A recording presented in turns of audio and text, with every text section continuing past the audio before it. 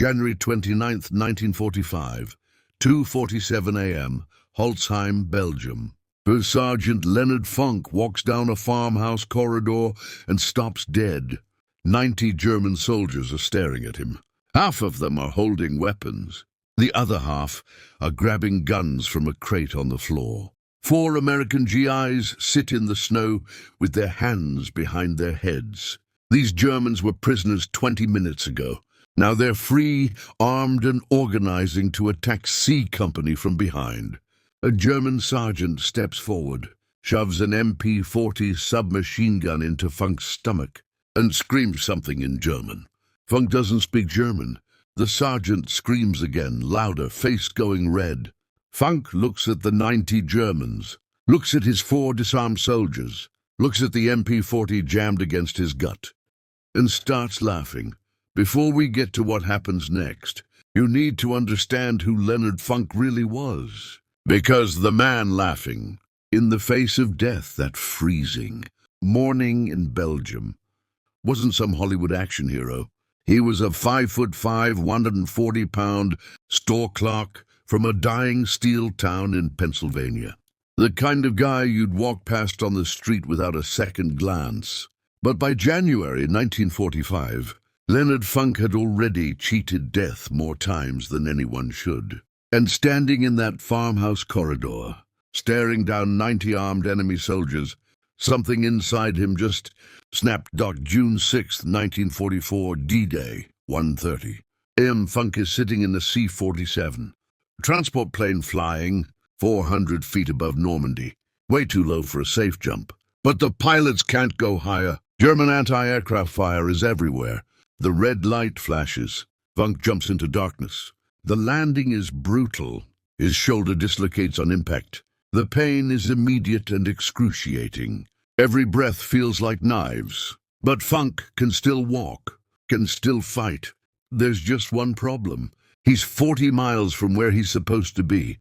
The D-Day airborne operation is complete chaos. Anti-aircraft fire has scattered paratroopers across 50 miles of French countryside. Men are drowning in flooded fields. Others are landing in the middle of German camps and dying before they can cut themselves free from their parachutes. Funk is alone in enemy territory with a dislocated shoulder, 60 pounds of equipment, and the entire German army between him and safety. Most soldiers would hide, wait for rescue, pray they don't get discovered. Funk does something different. He starts collecting lost paratroopers. Men from different units, different companies, different regiments. 18 of them eventually. And for 10 days, with a dislocated shoulder, Funk leads them through 40 miles of German-occupied France, moving at night, hiding during the day, fighting when they have to. He insists on serving as lead scout himself, the most dangerous position, to protect his men. On June 17th, Funk brings all 18 men back to Allied lines. Not a single casualty. The army awards him the Silver Star and Bronze Star, plus his first Purple Heart. But Leonard Funk is just getting started. September 17th, 1944, Holland Operation Market Garden, the largest airborne assault in history. 35,000 paratroopers. The plan is ambitious. Capture 7 bridges across 64 miles of enemy territory. If it works, the Allies will be in Germany by Christmas. It doesn't work. But Funk doesn't know about the big picture. He just knows his mission: secure the landing zones, hold the drop zones, kill Germans. After the drop, his company secures their objective. Routine stuff. Then Funk notices something that isn't part of the plan. 3 German 20mm anti-aircraft guns are firing on Allied planes. The planes are carrying reinforcements, trucks, artillery pieces, ammunition, medical supplies. If those guns keep firing, hundreds of men will die. The German position is on high ground near Weiler. About 20 German soldiers manning the guns and providing security, sandbags, camouflage, interlocking fields of fire. Funk has 3 men. Standard military doctrine says You need a 3-to-1 advantage to attack a prepared position. Funk has the opposite. He's outnumbered 7-to-1. He attacks anyway. Leading from the front, Funk and his 3-man patrol assault the German position. They kill the security detail, overrun the gun crews, neutralize all 3 weapons at their emplacements. 20 Germans, 3 Americans. The guns fall silent. The planes land safely. The Distinguished Service Cross, the 2nd highest decoration for valor, 1 step below the Medal of Honor now. Funk has a Silver Star and a DSC, 2 of the rarest combat decorations in the American military. Most soldiers who earn one are considered heroes for life. Funk still isn't done. December 16th, 1944. The Germans launch their last desperate offensive. 3 armies, 400,000 men, 1,400 tanks. They hit the American lines in the Ardennes forest like a sledgehammer. Hitler is gambling everything. Split the Allied armies, capture Antwerp, force a negotiated peace in the west so Germany can focus on the Soviets in the east. For the Americans, it's a nightmare. The offensive hits sectors manned by green. Troops and exhausted veterans pulled off the line to rest. Entire divisions break. Thousands of soldiers surrender. The German advance creates a bulge 50 miles deep into Allied lines. The Battle of the Bulge, the largest battle the U.S. Army will fight in World War II. 89,000 American casualties before it's over. Temperatures drop to 5 degrees below zero. Men freeze to death in their foxholes. Weapons jam. Vehicles won't start. The cold is as deadly as the Germans. And then comes Malmedy, December 17th, 1944. Convoy from the 285th Field Artillery Observation Battalion is moving near the Bonnier crossroads when they run into the spearhead of Kampfgruppe Piper, a battle group of SS panzer troops. The Americans are rear echelon troops, artillery observers, radio operators. They're not equipped to fight tanks and mechanized infantry. After a brief firefight, 113 Americans surrender. They're herded into a farmer's field near the crossroads. Hands raised, unarmed, prisoners of war. Then the SS opens fire. Machine guns, pistols, rifles. The Germans gun them down like cattle. Men who try to run are cut down. Men who fall wounded are finished with shots to the head. 84 Americans die in that field. Some survive by playing dead. They lie in the snow for hours, Germans walking past them, German voices laughing. When darkness falls, 43 survivors run and stumble back to American lines. The news spreads through the American army in hours. The Germans are executing prisoners. Malmedy changes everything. Before, the war in Europe had rules, unspoken, unwritten, but real. Soldiers surrendered when situations were hopeless. Prisoners were treated according to the Geneva Convention. There was a kind of professionalism between enemies. After Malmedy, the rules disappear. American soldiers vow they'll never surrender to the SS. Some units pass orders. No SS prisoners. When Funk hears about the massacre, something hardens inside him. He's seen enough. Normandy, Holland, friends dying in fields and forests across Europe. But this is different. This is murder. Cold-blooded execution of helpless men. Leonard Funk decides he will never surrender to Germans. No matter what. That decision will matter very soon. January 29th, 1945. The Ardennes. The German offensive has been broken. Now the Allies are pushing back. C Company, 508th Parachute Infantry, receives orders to capture the Belgian village of Holzheim. There's a problem. They don't have enough men for the assault. Funk, now executive officer, looks at his depleted roster and makes a decision. He walks into C Company's tent. Inside are clerks, support personnel, cooks, men who normally never see combat. "You're all infantry now," Funk says. "Grab your weapons. We're taking that village." He forms a makeshift platoon. They've had basic training, sure, but real combat? Most of them have never fired a shot at another human being. Funk doesn't care. He needs bodies. He'll turn them into soldiers. The assault on Holzheim is a 15-mile march through deep snow in a driving blizzard. Temperatures well below freezing. German artillery shells exploding around them. Mortar fire raining from the rear. Funk leads from the front. They reach Holzheim. Funk organizes the assault. His clerks, his cooks, his rear echelon warriors follow him into the village. 15 houses, Germans in every one. Machine guns, rifles, grenades. Funk and his men clear them out. 30 prisoners captured. 0 American casualties. Another unit captures 50 more Germans on the other side of town. 80 prisoners total. They're corralled in a farmhouse courtyard. Funk looks at his exhausted men. They've been marching and fighting for hours. There's still resistance in other parts of the village. German soldiers scattered throughout who haven't surrendered yet. He can only spare 4 men to guard the prisoners. Keep them here, Funk tells the guards. We'll send reinforcements when we can. Funk returns to the fight. He has no idea what's happening behind him.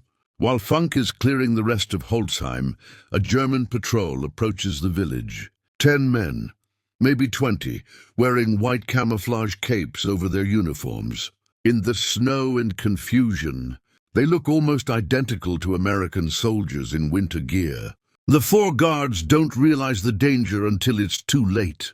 The Germans ambush them, disarm them, force them to their knees. Then they free the prisoners. 80 German soldiers, plus the patrol that freed them. 90 men total. They grab weapons from the crate. They organize quickly. They know exactly what they're going to do. A taxi company from behind. Funk's company is spread throughout the village, mopping up resistance. They're not expecting an attack from their rear. If 90 Germans hit them while they're dispersed, it'll be a massacre. The German officer in charge, probably a lieutenant or captain, starts giving orders. Position the machine guns here. Set up the mortar there. Wait for my signal. That's when Leonard Funk walks around the corner. Funk comes to check on the prisoners. Routine. Make sure the guards are okay. See if reinforcements have arrived. He's not expecting to walk into 90 armed Germans. He turns the corner of the farmhouse and freezes. The scene is surreal. His 4 guards are kneeling in the snow. The prisoners, who should be disarmed and contained, are standing everywhere, weapons in their hands, organizing for battle. The German officer sees Funk immediately. The first sergeant's stripes mark him as a leader. A prize, the officer steps forward, shoves his MP40 into Funk's stomach, screams an order in German. Surrender. Drop your weapon, except Funk doesn't speak German. He has no idea what the officer is saying. The officer screams again, louder. His face is red, veins bulging in his neck. Funk looks around. 90 Germans, half of them armed. His 4 men disarmed and helpless. One other American soldier standing beside him, equally useless. The math of survival equals 0. There's no scenario where Leonard Funk wins this fight. He's outnumbered 90 to 1. The sensible thing, the rational thing, the thing that would let him live to see tomorrow, surrender. But in Funk's mind, he's seeing something else.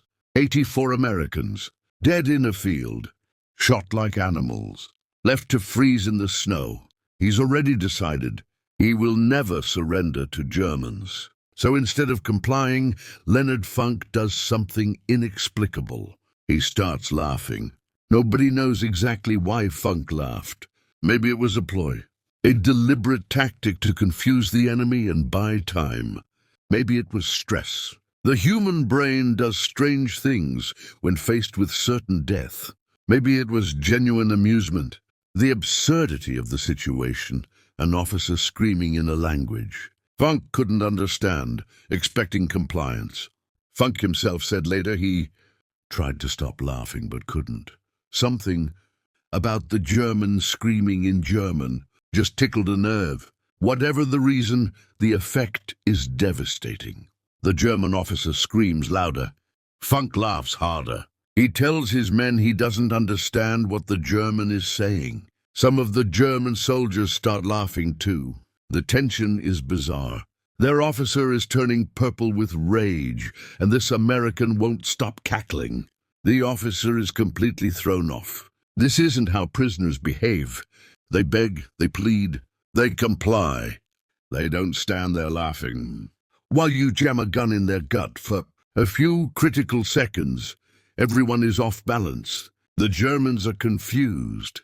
The officer is focused on trying to make Funk understand. And while they're distracted, Funk slowly reaches for his Thompson submachine gun. It's slung across his stomach. Standard carry position for paratroopers. The German officer watches. Good. The American is finally surrendering his weapon. Funk's hand closes around the Thompson's grip. He begins to unsling it. Slowly, carefully, the German relaxes slightly. Another trophy. Then Funk moves. In one motion, faster than thought, Funk swings the Thompson down, brings the muzzle online, and squeezes the trigger. The Thompson M1A1 fires 45. ACP rounds at 600 rounds per minute. At close range, every bullet hits like a hammer. The rounds don't just wound. They destroy. The first burst catches the German officer in the stomach. The officer is dead before he hits the ground.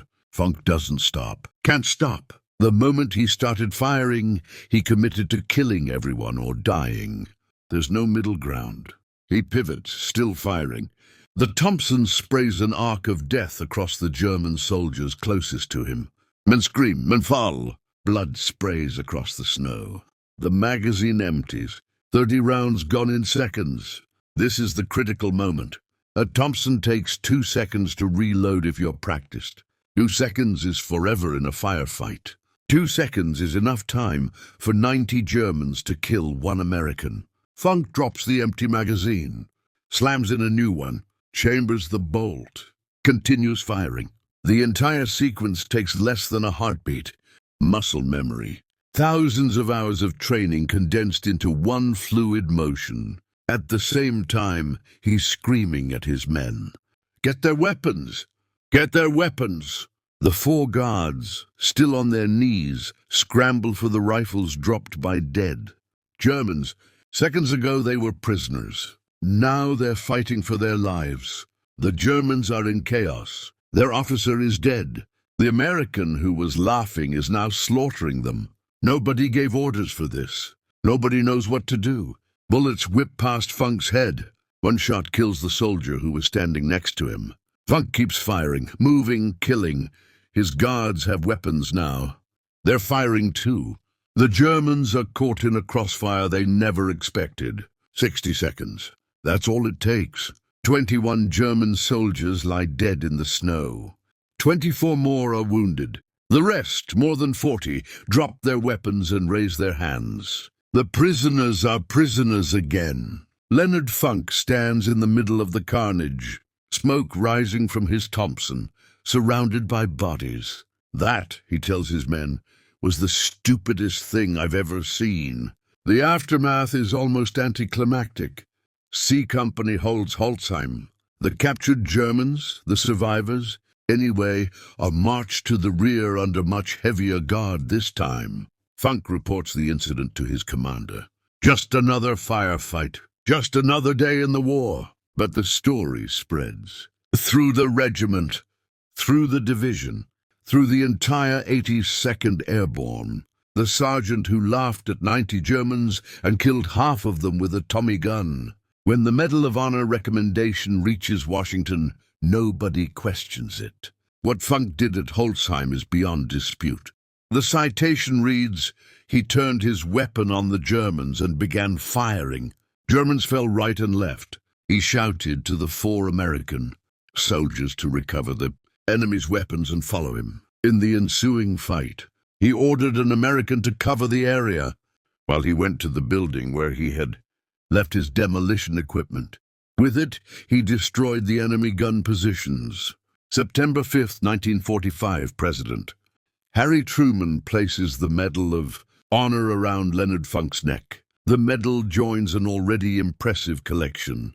Distinguished Service Cross for the anti-aircraft guns in Holland. Silver Star for leading 18 men through 40 miles of enemy territory in Normandy. Bronze Star for meritorious service. 3 Purple Hearts. He was wounded 3 separate times and kept fighting. Plus the Croix de Guerre from France. The Order of Leopold from Belgium. The Military Order of William from the Netherlands, their equivalent of the Victoria Cross. Leonard Funk is the most decorated paratrooper of World War II, 5'5", 140 pounds. A former store clerk who became a legend. The war ends. Funk goes home. He doesn't write a book, doesn't do the lecture circuit, doesn't turn his Medal of Honor into a speaking career or political platform. He doesn't cash in on his fame. He goes back to Pennsylvania and gets a job with the Veterans Administration, the VA, the massive bureaucracy responsible for taking care of America's former soldiers, helping other veterans navigate the paperwork, processing disability claims, cutting through red tape for men who'd given everything and now needed help getting what they were owed. The same kind of clerk work he did before the war. The same quiet, unglamorous, necessary work. For 27 years, Leonard Funk sits at a desk and helps veterans. He rises through the ranks, becomes division chief of the Pittsburgh Regional Office. Good salary, steady hours, a pension waiting at the end. His wife, Gertrude, sticks with him through all of it. They have 2 daughters. They live in McKeesport, Pennsylvania, a working-class neighborhood in a working-class town, not far from where he grew up. The Medal of Honor hangs in a case somewhere. The Distinguished Service Cross, the Silver Star, all the foreign decorations from France and Belgium and the Netherlands. He never talks about them. When people ask about Holzheim, about the laughing, about the 90 Germans, he shrugs it off. Did what I had to do. That's it. That's all he ever says. November 20th, 1992, Braddock Hills, Pennsylvania. Leonard Alfred Funk Jr. dies of cancer. He's 76 years old. They bury him at Arlington National Cemetery, Section 35, grave 23734. Among the heroes of every American war. Most people have never heard of Leonard Funk. They know Audie Murphy.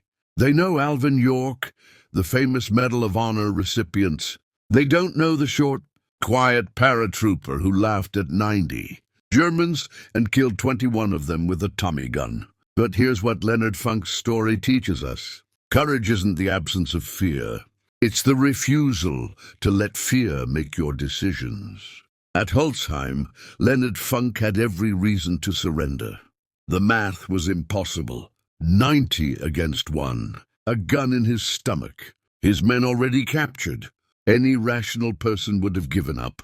But Funk wasn't thinking about the math. He was thinking about Malmedy, about 84 Americans murdered in a field, about what the Germans did to prisoners. And he was thinking about his men, the 4 guards on their knees, the soldiers scattered across the village who would be hit from behind if these Germans escaped. So he laughed, maybe as a tactic, maybe from stress, maybe because the whole thing struck him as absurd. And while the German officer was confused, while everyone was off balance, Leonard Funk made his move. 60 seconds later, he was standing in a field of bodies, alive when he should have been dead. There's a quote often attributed to President Truman about the Medal of Honor. "I would rather have this medal than be president of the United States," he said it to Leonard Funk, September 5th, 1945, the White House Rose Garden. Think about that. The most powerful man in the world, telling a 5'5" store clerk from Pennsylvania that he'd trade places with him. That's the power of one man who refused to surrender. Not to the enemy, not to fear, not to the odds, and definitely not without a fight.